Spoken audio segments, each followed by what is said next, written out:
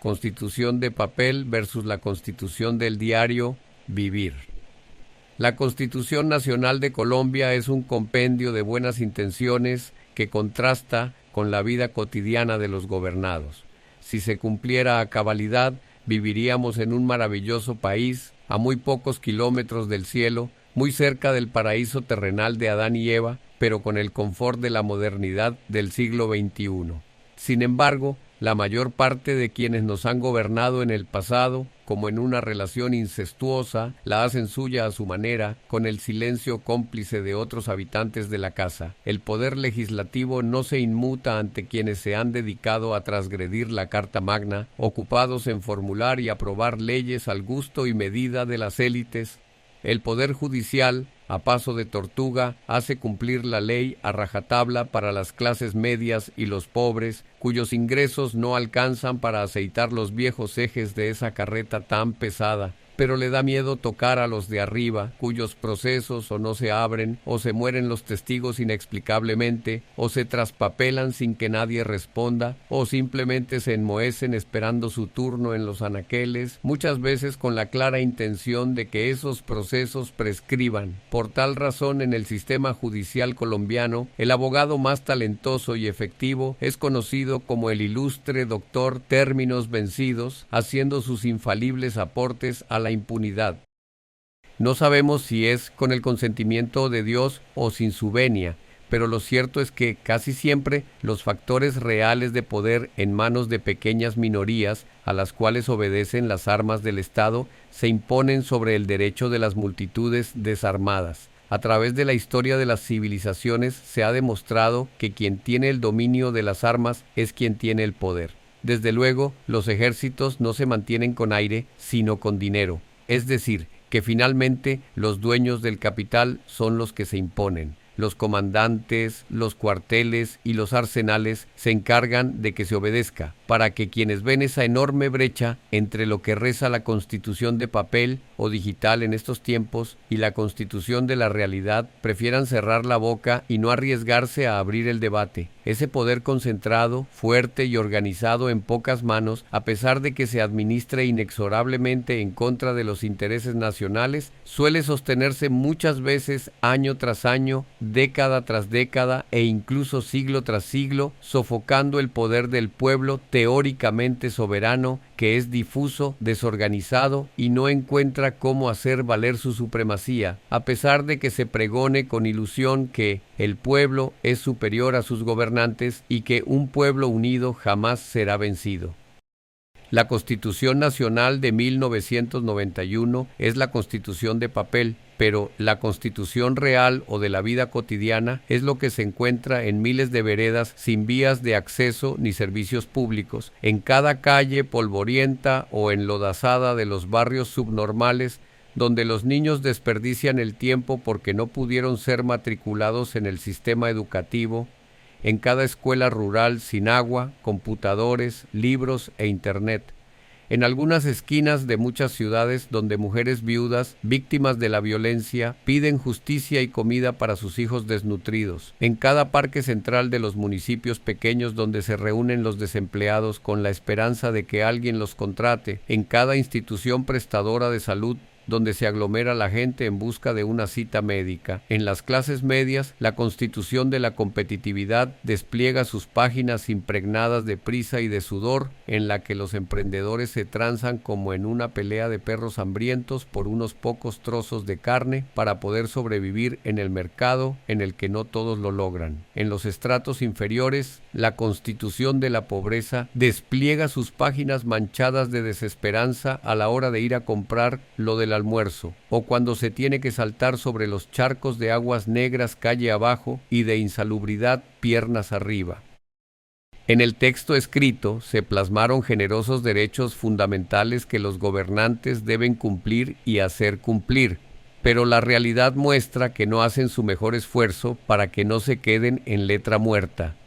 En el artículo 12 se explicita que nadie será sometido a desaparición forzada, torturas ni tratos o penas crueles, inhumanos o degradantes, pero durante el auge del paramilitarismo ese fue el menú que se sirvió y son ridículas las penas que han recibido los victimarios. La impunidad frente a quienes son responsables de hacerle tanto daño a los colombianos es descarada y genera indignación por toneladas. La Comisión de la Verdad, instituida en el año 2017 para el establecimiento de la verdad, la convivencia y la no repetición, emanada de los acuerdos de paz entre la Fuerza Alternativa Revolucionaria del Común, FARC, y el gobierno colombiano para investigar el conflicto armado, en un informe del año 2020 afirma que en el último medio siglo fueron asesinadas 450.664 personas. 121.768 fueron desaparecidas, 55.770 fueron secuestradas, 16.238 niños y niñas fueron reclutados a la fuerza como combatientes y desplazaron a 752.768 víctimas, a la mayoría despojándolas de sus tierras. ¿Cuántos de estos responsables están purgando penas ejemplares? Por solo mencionar un caso de cómo es la justicia colombiana, a finales de enero de 2025, a la empresaria y reconocida influenciadora EPA Colombia le impusieron 5 años de condena por vandalismo y destrucción de bienes públicos, un año menos que la pena de algunos jefes paramilitares responsables de más de 2.000 muertos cada uno, más todos los caseríos que arrasaron a sangre y fuego, además de las tierras y propiedades de las que se apoderaron a la fuerza.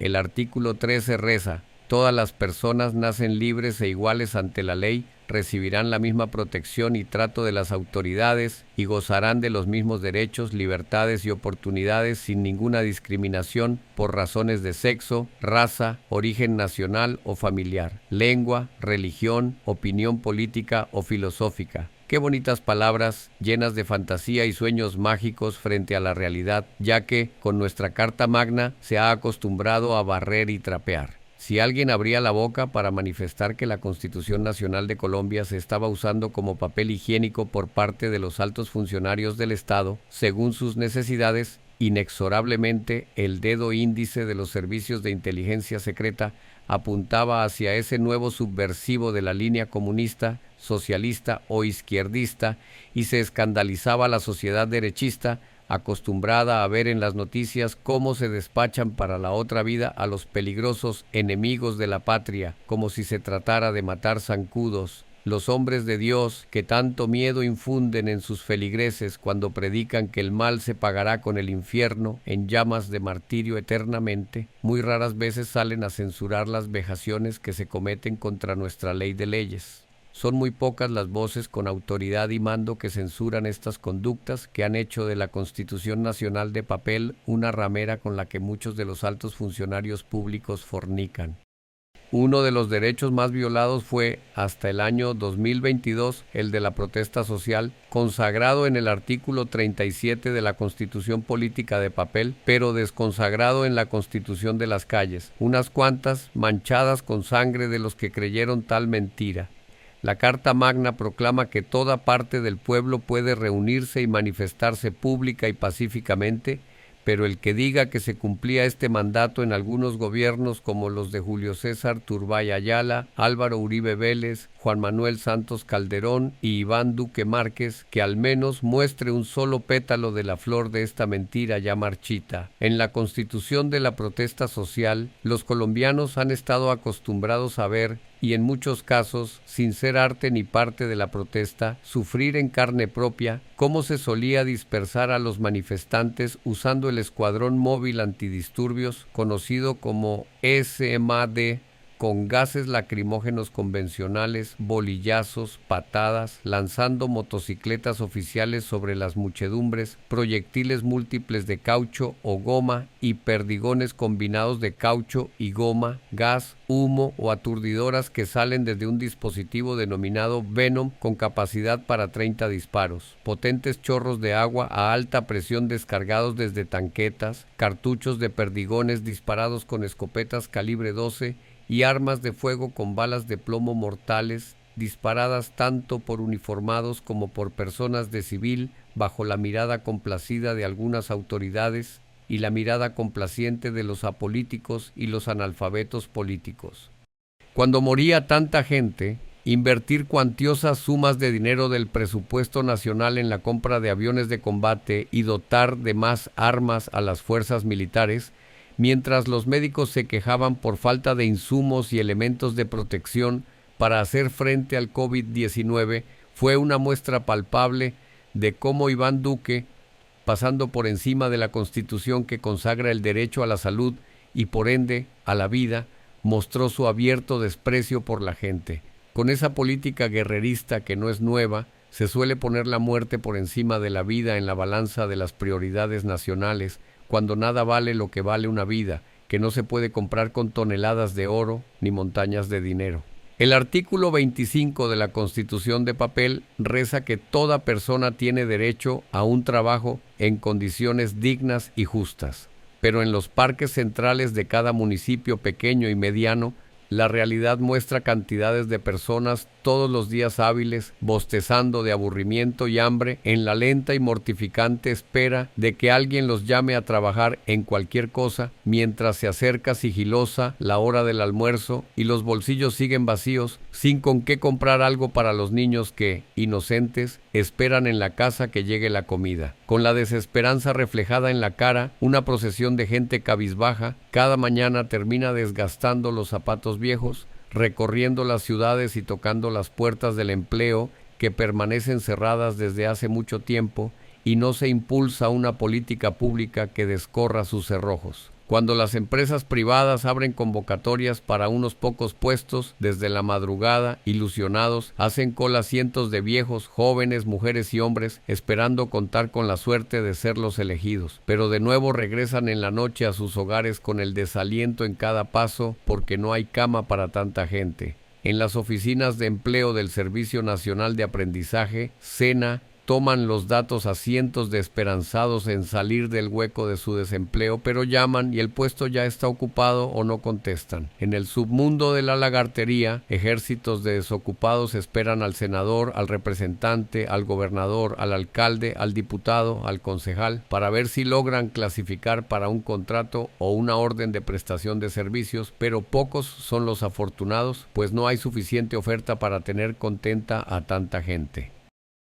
El desempleo, que tiende a agravarse con los avances de la inteligencia artificial, muestra un drama nacional sin solución a corto plazo, mientras las élites no sean conscientes de que también se mata a la gente de hambre cuando no se crean las condiciones para que ganen su sustento. La protección de un ser humano, que es su vida misma, es más sagrada que cualquier otro derecho. La facultad de hacer cualquier trabajo o prestar cualquier servicio, con la única propiedad que tienen los desheredados de la tierra, que es su fuerza de trabajo, por medio del cual el universo los dotó para que pudieran adquirir los alimentos para sí mismos y garantizar el sostenimiento de su familia, entra en la naturaleza de la propiedad privada que con tanto celo defiende el capitalismo. Pero ese mismo sistema no suele garantizar a quienes, careciendo de casas para arrendar, fincas para vender productos del campo o negocios para comercializar, solo disponen de esta propiedad para no morir por desnutrición. En solo el año 2020, un promedio de 4.500.000 personas en Colombia perdieron su empleo. Se pasó de una tasa de desempleo del 10,7% a otra del 20,2%. Lo que equivale a cerca de 10 millones de desempleados, que solo son cifras frías e inertes. Afortunadamente, en los 2 últimos años, la tasa de desempleo ha disminuido, situándose en un 9,1%. Cifra que no nos parece real si salimos a las calles y contamos la cantidad de gente que se rebusca la vida en la informalidad, y peor aún si se hace el ejercicio de pasar por las veredas para establecer cuántos de los hijos de una familia campesina tienen empleo. Pero para los analfabetos políticos y las élites tradicionales, esas cifras no les dicen nada, ya que además suelen ser maquilladas por el Departamento Administrativo Nacional de Estadística, DANE, antes de darlas a conocer, y como bien decía Winston Churchill, las estadísticas sometidas a tortura dicen lo que el torturador quiere que digan. Cada quien, con su dolor a cuestas, come callado su infortunio, porque la economía es global, los mercados son globales, pero la solidaridad es asunto de muy pocos y muchas veces no alcanza ni siquiera la frontera del solar o el muro de cemento que nos separa del vecino.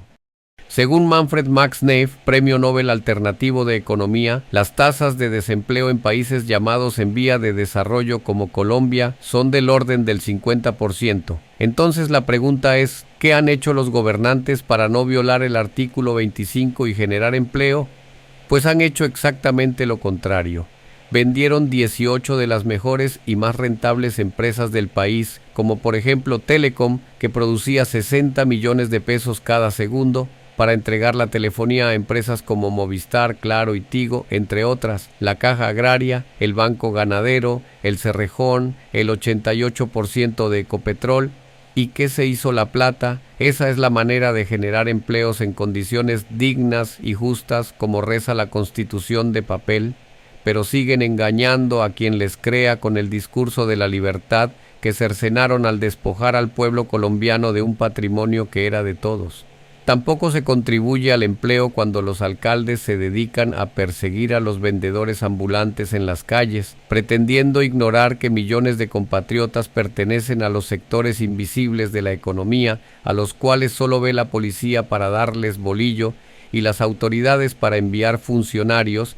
que sí tienen salario, que sí comen 3 veces al día, a correrlos de los espacios públicos, cuando muchas veces aún no han desayunado y no tienen garantizado ni el almuerzo ni la cena. Tal vez el mayor desespero del pueblo colombiano deviene de la escasez de empleo y las barreras legales y económicas para generar su propio trabajo. Frente a este panorama desolador de la gente madrugando a buscar empleo y no encontrarlo, es pertinente preguntar ¿cuántas empresas han creado los gobernantes en este último medio siglo para disminuir el desempleo? ¿Cuántos proyectos para producir comida en sus gobiernos se recuerdan? ¿Se podrá convertir a Colombia en un país exportador agropecuario si no hay voluntad política real para apoyar al campo? Los tratados de libre comercio son una pelea entre David y Goliat, pero al contrario del desenlace bíblico, en el cual el débil venció al fuerte, en estos acuerdos que se hacen por debajo de la mesa, ganan los gigantes extranjeros y perdemos los pigmeos nacionales. Abrir las fronteras nacionales a productos que se pueden cultivar o elaborar en esta tierra es acabar con los pocos puestos de trabajo campesino que se tienen y contribuir a generar empleo en el extranjero. Uno se pregunta, ¿por qué razón los colombianos, a quienes se les reconoce su inteligencia, creatividad y a quienes nada les queda grande, no somos capaces de tener industrias para proveernos de nuestros propios vehículos de transporte terrestre, acuático e incluso aéreo? De la maquinaria pesada y agrícola para construir carreteras y poner a producir el campo, de los derivados de nuestro petróleo para mover la industria nacional, de las telas que en otros tiempos salían de Coltejer y Fabricato, del hierro procesado y listo para su uso en diferentes proyectos, de los medicamentos que son como la corriente de un río por donde se va nuestro dinero cauce abajo. Por solo mencionar algunos renglones de la economía que debieron impulsar los gobernantes para generar empleo y riqueza, en lugar de permitir que la balanza de las importaciones sea miles de millones más pesada que la de las exportaciones. Lo que con mayor frecuencia les dicen a los gobernantes, quienes no tienen ingresos para satisfacer sus necesidades básicas, es que les den la oportunidad de trabajar. Pero 2 siglos después de estar en el poder, no han logrado satisfacer este anhelo popular. La Constitución Nacional de Papel, en el artículo 67, establece que la educación es un derecho fundamental y que debe ser gratuita.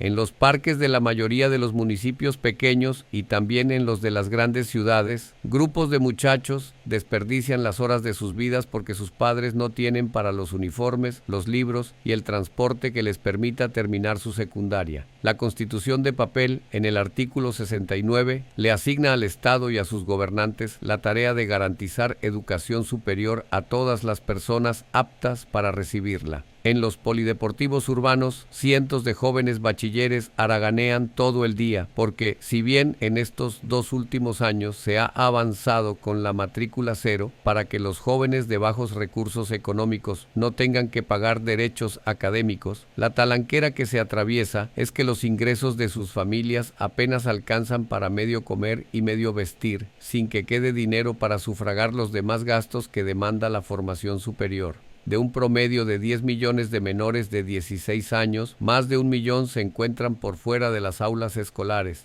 De cada 100 bachilleres, apenas 50 logran ingresar a la universidad, pero no todos terminan una carrera profesional porque, en un buen porcentaje, principalmente por falta de dinero, se ven abocados a desertar. ¿Por qué sucede esto? Si bien es cierto que la escuela, como los hoteles 5 estrellas, tienen las puertas abiertas para todos, solo pueden entrar quienes tienen dinero para hacerlo. Nadie que no pueda pagar en un hotel 5 estrellas puede dormir una sola noche en esa comodidad gratuitamente, como nadie que no tenga garantizadas las necesidades básicas de comida y vestido y otras como transporte y útiles escolares puede ingresar y mantenerse en la escuela. Hace apenas unas pocas décadas se conseguía una residencia universitaria gratuita y el almuerzo en la cafetería de las universidades públicas por muy pocos pesos. Pero estos cupos vienen perdiéndose año a año. Hasta finales del siglo XX, la jornada de la educación primaria y secundaria era igual a la jornada laboral, 8 horas diarias partidas por el almuerzo. La población estudiantil creció, pero en lugar de ampliar el presupuesto para la educación pública, comenzaron a recortarlo. Con la misma infraestructura educativa se asumieron los nuevos estudiantes que ya tuvieron o la jornada de la mañana o la de la tarde. Luego vino la jornada nocturna y la educación a distancia. Posteriormente, las jornadas sabatinas. Y actualmente nos encontramos en la educación virtual en un país donde ciudades como Quibdó y, quien lo creyera, Cartagena, tienen un computador por cada 25 estudiantes, sin mencionar que la mayoría de las veredas de Colombia no tienen acceso a Internet. En la Constitución de papel está garantizado el derecho a la salud, pero antes de que el sol despunte, ya hay interminables filas de personas frente a las instituciones prestadoras de salud, buscando una cita médica cada día de la semana. Y muchos tienen que madrugar nuevamente para ver si, al fin, logran que un médico los atienda. En las entidades promotoras de salud, para que otorguen una cita médica especializada, la gente espera meses y en muchas ocasiones no se las asignan ni siquiera con tutelas. Igual sucede con las remisiones a niveles superiores de atención médica, donde las entidades expiden pasaportes a mejor vida a cientos, si no a miles, de seres humanos por ahorrarse el costo de los tratamientos y las cirugías. Según el Instituto Nacional de Salud, entre el año 2001 y el año 2010 murieron 1.400.000 colombianos, es decir, un promedio de 140.000 difuntos anuales, cuyo deceso era evitable a pesar de que los videos en las redes sociales mostraban a muchas familias encadenadas a las entidades promotoras de salud suplicando por sus vidas. Las respuestas de los gerentes de estas fábricas de muerte es llamar a la policía, quienes, como idiotas sin 3 dedos de frente, se ponen en contra de los enfermos y sus familiares, que desde la legalidad reclaman sus derechos, a quienes desde la ilegalidad se los niegan embolsillándose el dinero de los colombianos. Quienes defienden a capa y espada la Ley 100 de 1993 no se percatan que si el ancho promedio de la espalda de una persona es de 39 centímetros, 1.400.000 cadáveres colocados uno junto a otro a lo largo alcanzarían una longitud de 5.5 kilómetros por cada año que esta ley se encuentre en vigencia.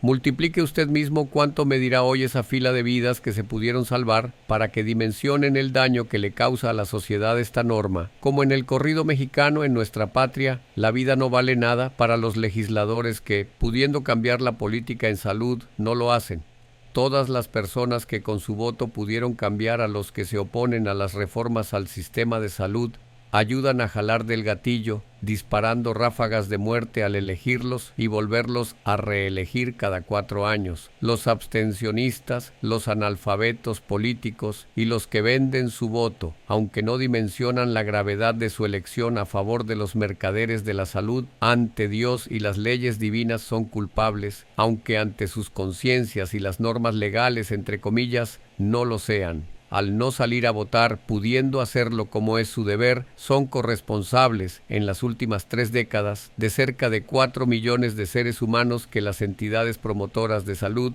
planillaron para el cementerio, arrebatándoles la vida al no brindarles la atención oportuna que requerían.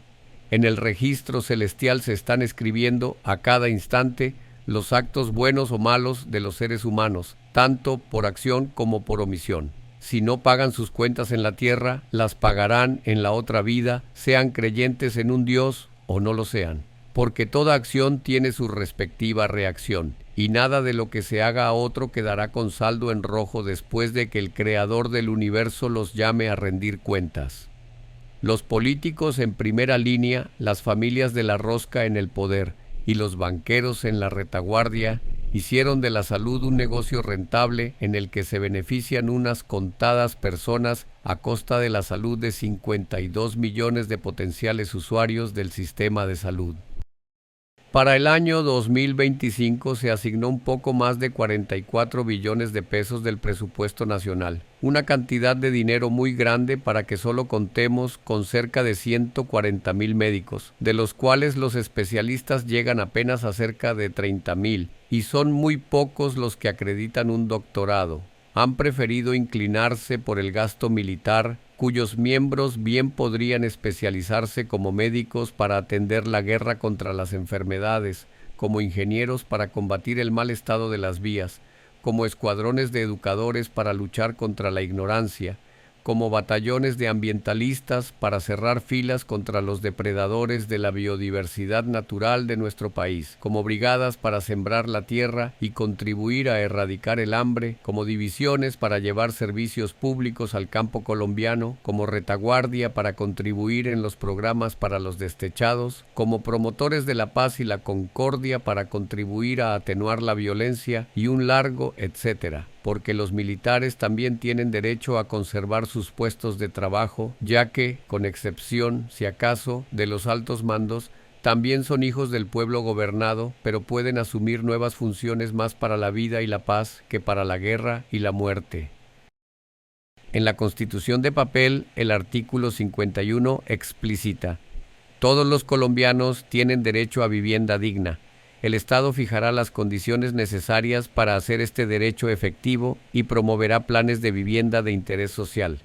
Si no hubiesen truncado la vida de Jaime Garzón, seguramente nos haría totear de la risa mostrando la ironía de tal propósito. Por ejemplo, en los resguardos indígenas, que son tan colombianos como los habitantes de cualquier barrio en el sector urbano, la vivienda digna es apenas un espejismo. En la realidad de los tugurios que se encuentran en las grandes ciudades y en los asentamientos humanos de los llamados barrios subnormales, mucha gente vive apeñuscada en condiciones infrahumanas, con paredes de lona o cartón y techos de latas, soportando frío o calor según el clima, mientras las aguas negras evaporan su olor a podredumbre cuando calienta el sol o forman un lodazal maloliente cuando llega la lluvia. Un recorrido por el área rural muestra viviendas construidas con ladrillo y bloque, pero en obra negra y en muy lamentable estado. Los techos son de zinc o de palma. El agua, calichosa, se saca de un aljibe. Se cocina con leña o con cilindros de gas que resultan muy costosos. Y los zancudos son el infalible toque de queda, al dar la orden de acostarse antes de que la noche caiga. En los inquilinatos urbanos, varias familias viven en sendas piezas.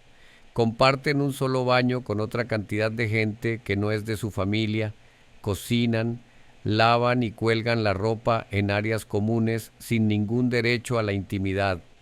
No hay lugar para el silencio en un espacio demasiado reducido, donde deben soportar tantas personas con televisores y radios encendidos a pocos metros los unos de los otros, cada quien haciendo un esfuerzo por no escuchar los ruidos múltiples de esa torre de Babel en miniatura. Los destechados que logran conseguir empleo pagan arriendo, que es como tirar la plata en un tornado, mientras los días parecen sucederse más deprisa, solo para sumar el mes siguiente. La vivienda de los pobres, en general, suele ser casas pequeñas e incómodas, donde se ven obligadas a convivir varias personas de 2 y más generaciones de la misma familia. Abundan las goteras y las inundaciones son frecuentes en invierno, mientras que la polvareda, en el verano, es una nube que se cuela por todos los rincones, ya que las vías suelen permanecer varios años sin pavimentar, mientras se entierran los tubos del alcantarillado. Las hipotecas bancarias para la compra de apartamentos y casas de costos accesibles a las clases asalariadas mantienen a los deudores pagando durante 15 o más años sus obligaciones mensuales sagradamente. pero cuando pierden el empleo o fracasan en el negocio que montaron y se atrasan varias cuotas, los bancos, sin ningún escrúpulo, con la ayuda de jueces y policías, lanzan a las calles a las familias sin reconocerles un solo peso por el dinero que ya previamente habían pagado. En estos casos, el juez, una vez verifique que esa persona cabeza de familia no tiene ningún otro sitio donde meter la cabeza, carece de otras propiedades y físicamente es incapaz de pagar la deuda, debiera inclinar la balanza de la justicia a su favor, atendiendo al derecho constitucional. Pero la ley y el orden, que debieran estar por debajo de la norma de normas, se imponen, desalojándolos con la fuerza pública para que los banqueros se queden con el bien inmueble. El Departamento Administrativo Nacional de Estadística, DANE, reconoce que un poco más de 18 millones de colombianos viven en déficit habitacional sin una óptima y digna calidad residencial. En la mayoría de los centros poblados se carece de acueductos y alcantarillados, a pesar de que, en algunos casos, se han gastado varios millones de pesos en estas obras que se pudren al sol y al agua sin prestar ningún servicio. En ciudades como Cartagena, por solo dar un ejemplo, existen dos mundos. Uno para los turistas que llegan a gozar con el mar mojándoles los pies y a recorrer el centro histórico y demás atractivos. Y el otro, donde viven quienes se ganan la vida del rebusque junto con el resto de los informales, habitando en los barrios marginados. Esta población, si va a la playa, no es a jugar con las olas ni a broncearse, que bastante bronceados ya nacieron, sino a recorrerlas haciendo trenzas, ofreciendo sillas, cerveza, ceviche y ratos de placer sexual a los turistas. Así que violar la Constitución Nacional parece algo normal en este país, donde tocar a una autoridad o a un rico con poder es como alborotar a un camionado de marranos. Tan pronto chilla el primero, chillan todos. Como acaba de suceder con la respuesta del presidente Gustavo Petro a Donald Trump con motivo de las deportaciones de inmigrantes, como si no supieran que de los 52 millones de colombianos, los que viajan al exterior y venden productos a otros países son una muy, pero muy pequeña minoría que no alcanza al millón de afortunados. Mientras tanto, a las clases medias apenas les alcanza para conocer su propio país y las clases bajas no cuentan con dinero ni siquiera para salir de donde viven y mucho menos tienen algo para exportar, salvo su fuerza de trabajo. En la Constitución de papel se garantiza el derecho a la movilidad, pero en algunas regiones pobres en infraestructura vial, el ingeniero Verano es quien las arregla, ya que el gobierno las tiene abandonadas a su suerte. Vías como la del Cusiana, entre Sogamoso, en Boyacá, y Yopal, en Casanare, colapsan año tras año tan pronto comienzan las lluvias. Lleva más de 70 años en construcción, lo que muestra la irresponsabilidad de los contratistas con los viaductos y puentes que se han caído.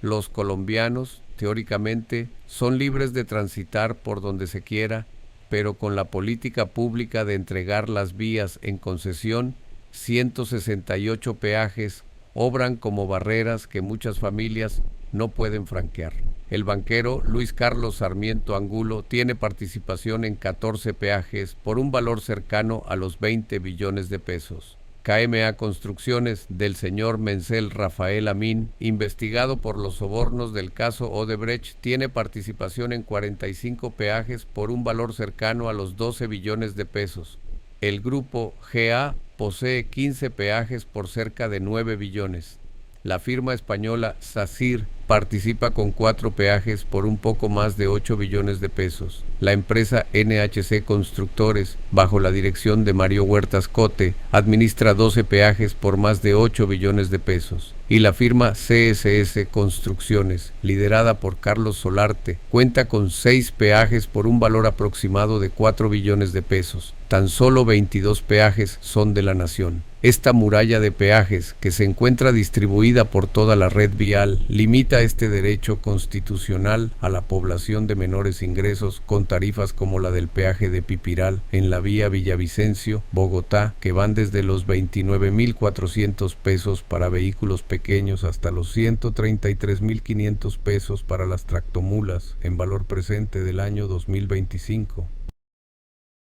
a una pareja de jóvenes profesionales que gane cada uno 3 millones de pesos con los descuentos para salud, pensión y demás obligaciones con el Estado, más los gastos que ocasiona su primer hijo, pagando las cuotas del juego de alcoba, la nevera, el televisor, el préstamo del Instituto Colombiano de Crédito Educativo y Estudios Técnicos en el Exterior, ICETEX, y ahorrando para dar la cuota inicial del carro y el apartamento, no les alcanza el dinero para pasear o visitar a su familia. Peor aún para quienes ni siquiera pudieron hacer una carrera profesional y tienen ingresos inferiores a los de este ejemplo. El derecho a la movilidad también se coarta cuando se colocan diariamente retenes donde policías y guardas de tránsito les quitan las motos a quienes no tienen para comer, mucho menos para poder estar al día con el seguro obligatorio de accidentes de tránsito, SOAT, y la revisión técnico-mecánica, que son impagables para los desempleados y quienes solo devengan el salario mínimo.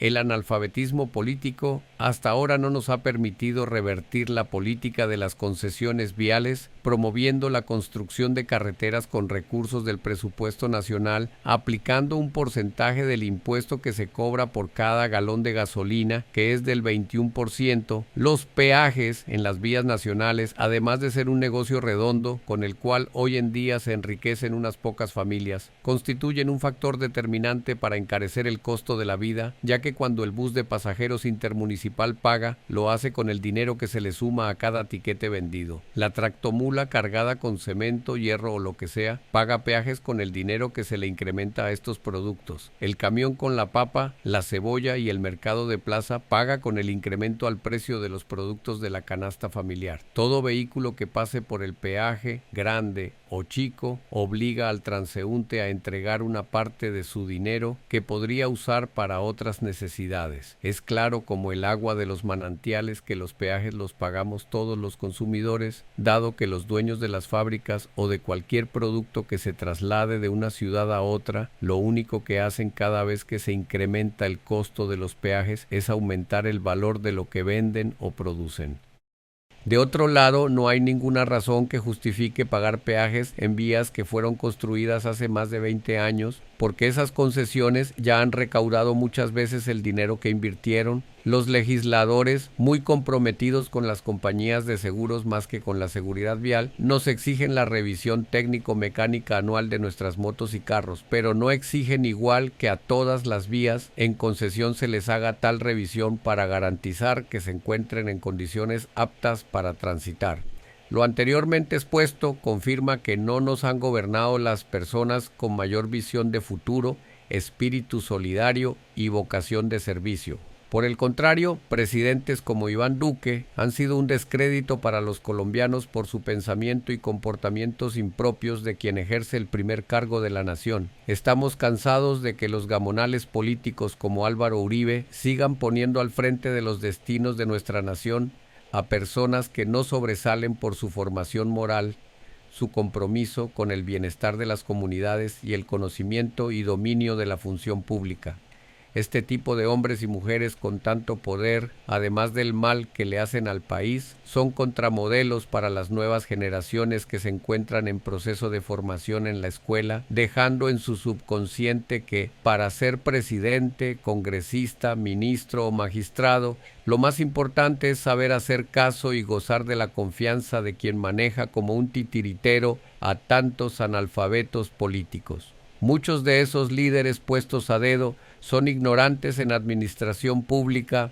planificación del desarrollo regional y urbano, economía, geopolítica, macroeconomía, así como en prospectiva, que es como poner al frente del timón del barco al más inexperto de los grumetes. Lo usual entre esos elegidos por el que diga el jefe es que, una vez instalados en el poder, gastan valioso tiempo en viajes a otros países, ceremonias sociales e inauguración de obras públicas con comilona incluida, que parece que hubieran sido construidas con dinero de su propio bolsillo por la alaraca que arman, de tal manera que más bien poco se ocupan de la previsión de situaciones sociales, políticas, económicas, culturales, gremiales, entre otras, adversas que se pueden evitar a tiempo.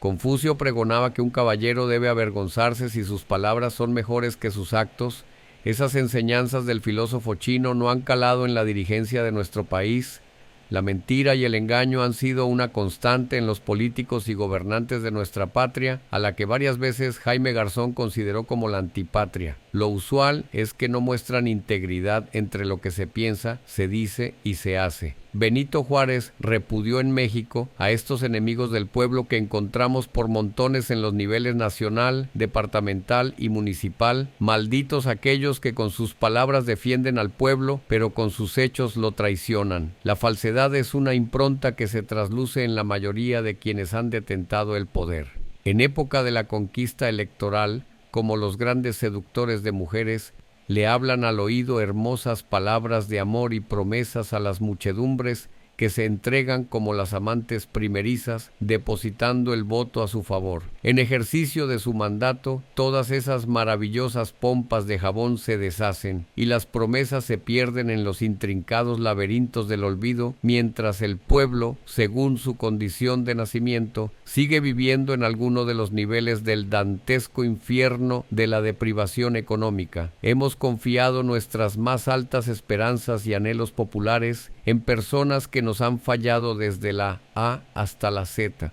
que le tienen pánico a los cambios sociales surgidos desde abajo, que no han logrado interpretar la dinámica del desarrollo humano que se logra en países con dirigentes honrados y visionarios, que no saben ponerse del lado de los vulnerables para ayudarlos a salir del pozo insano en que se encuentran, que han propiciado grandes monopolios, asfixiando a los pequeños y medianos propietarios, que han contribuido a la concentración de la tierra y la riqueza en pocas manos, algunas manchadas de sangre, han fallado con sus políticas económicas, buenas para unos pocos, pero nefastas para la mayoría. Han permitido que crezca el número de colombianos refugiados en el rebusque para poder sobrevivir, que les va muy bien mientras al resto les va muy mal. Se acostumbraron a lo mullido de sus sillones en ambientes de placeres, psicoplaceres y socioplaceres, y pocas veces han tenido que salir de sus oficinas, sus casas y sus camionetas con aire acondicionado para untarse de lo que huelen las clases populares. Jamás podrán sentir como Juan Pueblo porque nunca han vivido como viven los de abajo. De crisis en crisis hemos tocado fondo. Nos encontramos como un pobre animal que cayó en lo más profundo de un foso oscuro, infestado de plagas, de pésimo olor y sin posibilidades de salir sin la ayuda de una mano salvadora desde afuera. En esta situación de convulsión social severa, con gente que tiene hambre y resentimiento acumulado, cabe preguntarse, ¿puede haber igualdad y libertad en un país con un puñado de gobernantes ricos y millones de chocuanos, guajiros, tumaqueños, cartageneros, barranquilleros, caleños, paisas, etcétera, sobreviviendo al olvido del Estado? ¿Es eso lo que Dios mandó para este pueblo? ¿O esa es la ruta que unos simples mortales nos trazaron y vamos siguiendo como el rebaño de las ovejas sigue a su pastor? ¿Ese es el país que se merecen nuestros hijos? ¿Debemos seguir cruzados de brazos sin hacer nada? ¿Queremos vivir la mediocre vida que nos ofrecen o queremos una vida de prosperidad? ¿Acaso deben los gobernantes estar por encima del derecho a la autodeterminación de los pueblos? ¿Debemos seguir sumidos en la desesperanza? ¿Debemos todo el día, todos los días del año, seguir ocupados en subsistir para que no tengamos tiempo de pensar y cuestionar lo que nos pasa? Millones de colombianos percibimos que con la llegada del presidente Gustavo Petro en el año 2022 se comienzan a dar pasos muy significativos para cerrar esa enorme brecha de 2 largos siglos de deuda social acumulada. Pero desde el poder legislativo, judicial, los medios de comunicación, los partidos tradicionales, los gremios, los industriales, los banqueros y los pobres de derecha que se hacen matar en las redes sociales por sus opresores, no se desaprovecha ninguna oportunidad para poner palos en la rueda de los cambios que se requieren.